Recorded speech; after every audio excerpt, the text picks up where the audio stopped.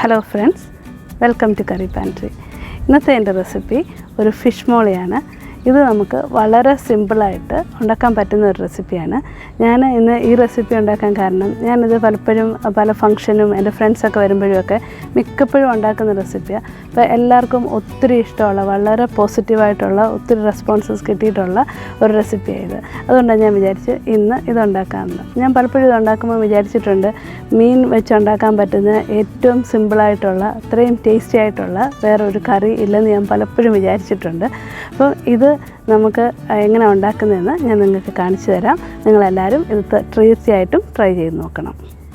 ഞാനിവിടെ നെയ്മീനാണ് യൂസ് ചെയ്യുന്നത്. നിങ്ങൾക്ക് ഏത് മീൻ വേണമെങ്കിലും യൂസ് ചെയ്യാം. ഇങ്ങനെ കഷ്ണ മീനുകളോ അല്ലെങ്കിൽ ആവോലിയോ ഒക്കെ ഇതിനു വേണ്ടി യൂസ് ചെയ്യാം. ഇത് ഈ നെയ്മീൻ കഷ്ണങ്ങൾ ക്ലീൻ ചെയ്തതാണ്. ഏതാണ്ട് 2 പൗണ്ട് ഉണ്ട്, ഏതാണ്ട് 1 കിലോയോളം ഉണ്ട്. പിന്നെ ഇതിന് വേണ്ടത് ചില്ലി ഫ്ലേക്സ്, മഞ്ഞൾപ്പൊടി, കുരുമുളക് പൊടി, പിന്നെ ഒരു 2 മീഡിയം സവാള നീളത്തിൽ കനം കുറച്ച് അരിഞ്ഞത്, ഒരു 5-6 പച്ചമുളക്, ഇഞ്ചി ചതച്ചത്, കറിവേപ്പില, നാരങ്ങാനീര്, തേങ്ങാപ്പാൽ. ഞാനിവിടെ ഈ റെഡിമെയ്ഡായിട്ട് മേടിക്കുന്നതാണ് യൂസ് ചെയ്യുന്നത്. ഇത് നമുക്ക് 1-ാം പാലും 2-ാം പാലുമായിട്ടാണ് ഒഴിക്കേണ്ടത്. ഒരു 2-3 ചെറിയ ടൊമാറ്റോ നീളത്തിൽ അരിഞ്ഞത്, പിന്നെ വേണ്ടത് 1 ടീസ്പൂൺ ബട്ടർ, പിന്നെ കുറച്ച് ഉപ്പ്, വിനീഗർ, കുറച്ച് കോൺഫ്ലോർ. നമുക്ക് എടുത്തിരിക്കുന്ന ഈ മസാലകൾ ഉപ്പും നാരങ്ങാനീരും ചേർത്ത് നമുക്ക് ഈ മീനിലോട്ട് ഒന്ന് പുരട്ടാം. അപ്പം പുരട്ടി വെക്കാനായിട്ട് ഞാൻ മൊത്തത്തിൽ 1 ടീസ്പൂൺ ഉപ്പും 2 ടീസ്പൂൺ കുരുമുളക് പൊടി, 2 ടീസ്പൂൺ ചതച്ചമുളകും, 1/2 ടീസ്പൂൺ മഞ്ഞൾപ്പൊടിയും കൂടെ ചേർത്തിട്ടുണ്ട്. പിന്നെ 1/2 നാരങ്ങയുടെ നീരും കൂടെ ചേർത്തിട്ടുണ്ട്.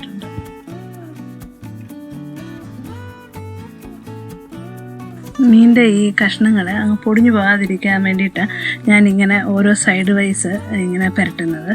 നമുക്കിങ്ങനെ 2 സൈഡിലും തിരിച്ച് മറിച്ചു വിട്ട് നമുക്കിത് പുരട്ടാം.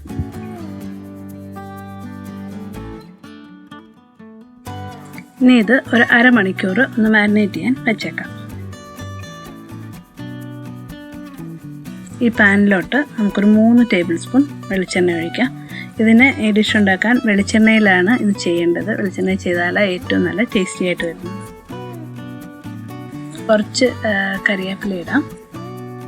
ഇനി നമുക്ക് ഈ മീൻ കഷ്ണങ്ങൾ ഇതിനകത്തോട്ട് നിരത്താം. ഈ മീൻ കഷ്ണങ്ങൾ നമുക്ക് ചെറുതായിട്ടൊന്ന് ഫ്രൈ ചെയ്തെടുത്താൽ മതി. ഒത്തിരി അങ്ങ് ഫ്രൈ ആയി പോകരുത്. അപ്പോൾ നമുക്ക് ജസ്റ്റ് 2 സൈഡും ഒരു ഹാഫ് ഡൺ ആകുന്നവരെ ചെയ്താൽ മതി. നമ്മളിങ്ങനെ ചെറുതായിട്ടൊന്ന് ഫ്രൈ ചെയ്തിട്ട് കറിയിലോട്ട് ഇടുവാണെങ്കിൽ കഷ്ണങ്ങളൊന്നും പൊടിഞ്ഞു പോകാതെ നല്ല കഷ്ണമായിട്ട് തന്നെ നമുക്ക് കിട്ടും. ഇപ്പം ഇത് കുറച്ചൊന്ന് ഫ്രൈ ആയിട്ടുണ്ട്. അപ്പം നമുക്ക് ഇതൊന്ന് കോരി മാറ്റാം. ഇനി ആ സെയിം പാനിൽ തന്നെ നമുക്ക് ബാക്കി കുക്കിങ്ങും ചെയ്യാം. അത് നമുക്ക് ഇഞ്ചി ചതച്ചതിടാം. ഒരു 2 ടേബിൾ സ്പൂൺ ഉണ്ട്.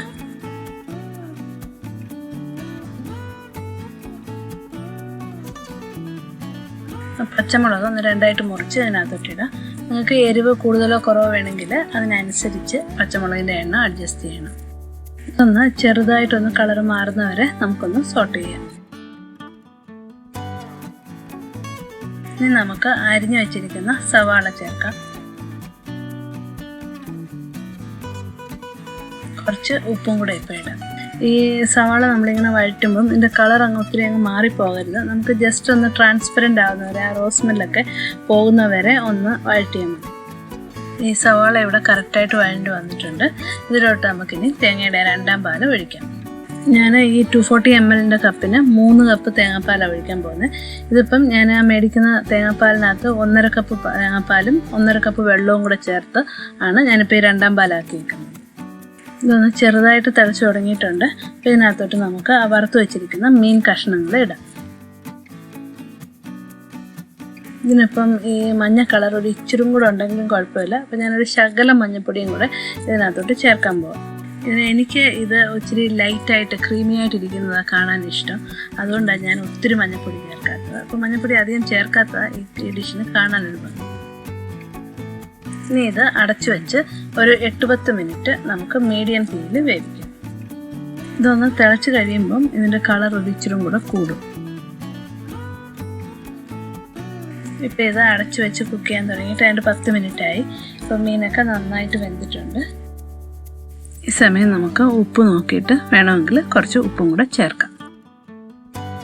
ഈ ഗ്രേവിക്ക് നല്ല കുറുക്കമൊക്കെ ഉണ്ട്, എന്നാലും ഒരു ശകലം കൂടെ കുറുക്കം ഉണ്ടെങ്കിൽ നല്ലതാണ്. അപ്പം ഞാൻ ചെയ്യാൻ പോകുന്നത് ഒരു 1/2 ടീസ്പൂൺ കോൺഫ്ലോർ തേങ്ങാപ്പാലിൽ, ഒരു ശകലം തേങ്ങാപ്പാലിൽ ഒന്ന് മിക്സ് ചെയ്ത് നമുക്കിതിനകത്തോട്ട് ഒഴിക്കാം. ഈ കോൺഫ്ലോർ ഒഴിക്കുന്നത് കംപ്ലീറ്റ്ലി ഓപ്ഷനല്ല, നിങ്ങൾക്ക് വേണമെങ്കിൽ ഒഴിവാക്കാം. പക്ഷേ കോൺഫ്ലോർ ഒഴിക്കുകയാണെങ്കിൽ നിങ്ങൾ ഒട്ടും കൂടിപ്പോകരുത്. കൂടിപ്പോയാൽ ഈ കറിയുടെ കംപ്ലീറ്റ് ടേസ്റ്റ് തന്നെ അങ്ങ് മാറിപ്പോവും. അതുകൊണ്ട് ഒരു ശകലം കോൺഫ്ലോറെ ചേർക്കുകയാണെങ്കിൽ ചേർക്കാം. കുറച്ച് കരിയാപ്പിലയും കൂടെ ഇടാം. ഒരു 1 മിനിറ്റും കൂടെ ഒന്ന് തിളപ്പിക്കും. ഇനി ഇതിലോട്ട് നമുക്ക് നമ്മുടെ ആ കട്ടി തേങ്ങാപ്പാൽ, നമ്മുടെ 1-ാം പാല് 1 കപ്പ് ഒഴിക്കാം. ഇനി നമുക്ക് അരിഞ്ഞു വെച്ചിരിക്കുന്ന ടൊമാറ്റോ ഇതിനകത്തോട്ടിടാം. അത് നമുക്ക് വേവിയൊന്നും വേണ്ട, ജസ്റ്റ് ആ ഗ്രേവിയുടെ ചൂടും കൊണ്ട് തന്നെ അങ്ങ് ആയി. ഒരു 1/2 ടീസ്പൂൺ വിനേഗറും കൂടെ ഒഴിക്കും. നമുക്കിത് ലിഡ് അടച്ച് ഒരു 1 മിനിറ്റും കൂടെ ഒന്ന് സ്റ്റവ് വെക്കാം. അപ്പോൾ നമ്മൾ 1-ാം പാൽ ഒഴിച്ചു കഴിഞ്ഞാൽ പിന്നെ ഇത് തിളയ്ക്കാൻ പാടില്ല. അപ്പോൾ നമ്മൾ ആ സ്റ്റവ് അടച്ച് 1 മിനിറ്റ് വെക്കുന്ന സമയം കൊണ്ട് തന്നെ ആ തക്കാളിയൊക്കെ ജസ്റ്റ് ഒന്ന് വാടി കിട്ടും. ഇപ്പം എല്ലാം റെഡി ആയിട്ടുണ്ട്. പക്ഷെ തീ ഓഫ് ചെയ്യുന്നതിന് മുമ്പ് നമുക്കൊരു കാര്യം കൂടെ ചേർക്കാനുണ്ട്. നമ്മൾ 1 ടീസ്പൂൺ ബട്ടർ, ഒരു 2 ടേബിൾ സ്പൂൺ തേങ്ങാപ്പാലിൽ നല്ലപോലെ മിക്സ് ചെയ്ത് ഇതിനകത്തോട്ട് ഒഴിക്കാൻ പോകും. നമ്മളിങ്ങനെ തേങ്ങാപ്പാലിൽ ഇച്ചിരി ബട്ടർ മിക്സ് ചെയ്ത് ഫിഷ് മോളിക്കകത്ത് ഒഴിക്കുമ്പോൾ അതിനൊരു പ്രത്യേക ടേസ്റ്റാണ്. അതെങ്ങനെ എക്സ്പ്ലെയിൻ ചെയ്യേണ്ടതെന്ന് എനിക്കറിയത്തില്ല, അത്രയ്ക്ക് നല്ല ടേസ്റ്റാണ്. ഈ മിനി ടിപ്പ് എനിക്ക് പറഞ്ഞു തന്നത് കൊച്ചിൻ താജ് മലബാറിലെ ഒരു ഷെഫാണ് എനിക്ക് പറഞ്ഞു തന്നത്. സാധാരണ ഞങ്ങൾ റെസ്റ്റോറൻറ്റിൽ കഴിക്കാൻ പോകുമ്പോൾ നമുക്ക് ഇഷ്ടപ്പെട്ട ഒരു ഡിഷാണെങ്കിൽ ഞാൻ ഷെഫിനോട് ചോദിക്കാറുണ്ട്, നിങ്ങളുടെ എന്തോ അതിൻ്റെ സ്പെഷ്യൽ ഇൻഗ്രീഡിയൻറ്റ്, ഈ കറിയുടെ സ്പെഷ്യാലിറ്റി എന്തോ എന്നൊക്കെ. അങ്ങനെ വർഷങ്ങൾക്ക് മുമ്പ് ഞങ്ങൾ ഒരിക്കൽ കഴിച്ചുകൊണ്ടിരിക്കുമ്പോൾ അവിടുത്തെ ഷെഫ് എന്നോട് പറഞ്ഞതാണ്, ഇങ്ങനെ തേങ്ങാപ്പാലിൽ ബട്ടർ ചേർത്ത് ഫിഷ് മോളിൽ ചേർത്ത നല്ല ക്രീമി ബട്ടറി ഒരു സ്പെഷ്യൽ ടേസ്റ്റ് ഉണ്ടായിരിക്കും. അപ്പം നമ്മുടെ ടേസ്റ്റി ആയിട്ടുള്ള ഫിഷ് മോളി ഇവിടെ റെഡി ആയിട്ടുണ്ട്. നിങ്ങളെല്ലാവരും ട്രൈ ചെയ്ത് നോക്കുക, അത്രയ്ക്ക് സിമ്പിളായത് ഉണ്ടാക്കാൻ. അപ്പോൾ നിങ്ങൾ ട്രൈ ചെയ്ത് നോക്കിയിട്ട് നിങ്ങളുടെ അഭിപ്രായം എന്നെ അറിയിക്കുക. വീണ്ടും നമുക്ക് അടുത്ത റെസിപ്പിയുമായിട്ട് കാണാം. Thank you.